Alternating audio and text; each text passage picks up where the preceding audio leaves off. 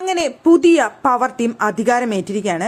പുതിയ പവർ ടീമിന്റെ പ്ലാൻ എന്താണെന്ന് വിചാരിച്ചു കഴിഞ്ഞാൽ, കഴിഞ്ഞ പവർ ടീം ആയിട്ടുള്ള 4 മെമ്പേഴ്സ് അടങ്ങുന്ന ആ ഗ്രൂപ്പ് ഒഴികെ ബാക്കിയുള്ള 2 ഗ്രൂപ്പിനെയും കൂടെ നിർത്താനാണ് അവർ ഉദ്ദേശിക്കുന്നത്.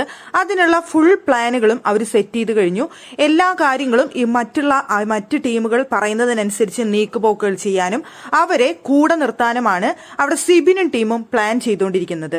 അവിടെ പഴയ പവർ ടീമിനെ മാത്രമാണ് അവരെ എതിരായിട്ട് നിർത്താനായിട്ട് ഉദ്ദേശിക്കുന്നത്. അവരെ അടിക്കാനാണ് ഇവരുടെ ഉദ്ദേശം. എന്തായാലും നടക്കട്ടെ, ഉദ്ദേശങ്ങളൊക്കെ ഗെയിമാണല്ലോ, അങ്ങോട്ടും ഇങ്ങോട്ടൊക്കെ അവർ ഉദ്ദേശിക്കുന്ന പോലെ നടക്കട്ടെ.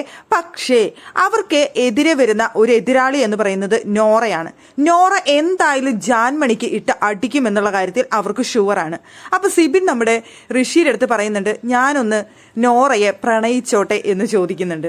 അപ്പൊ അവിടെ ഋഷി ചോദിക്കുന്നുണ്ട്, എന്ത്, അതൊന്നും നടക്കില്ല എന്ന് പറയുന്നുണ്ട്. ആര് പറഞ്ഞ് നടക്കില്ല എന്ന് ഞാൻ വിചാരിച്ചു കഴിഞ്ഞാൽ നടക്കും, ഞാനേ ഒന്ന് നമ്മുടെ നോറയെ പ്രണയിച്ചോട്ടെ എന്നാണ് സിബിന്റെ ചോദ്യം. മറ്റൊന്നിനും അല്ല, നോറയെ കയ്യിലെടുക്കാനാണ് സിബിന്റെ ഉദ്ദേശം. ഭയങ്കര സ്നേഹം നടിച്ചുകൊണ്ട് നോറയെ കൂടെ കൂട്ടാനാണെന്ന് തോന്നുന്നു സിബിൻ ഉദ്ദേശിക്കുന്നത്.